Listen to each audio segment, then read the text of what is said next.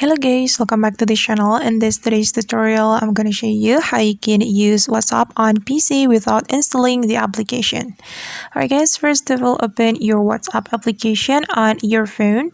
So this is my WhatsApp application. I'm going to tap on it. And then we can tap on the three dots button on the top right corner of our screen, this one.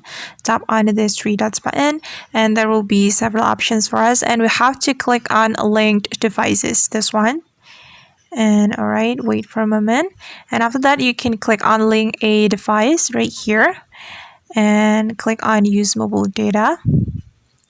Okay, and you have to follow the instruction right here. You have to open web.whatsapp.com on desktop app or other devices, and after that you have to scan the barcode.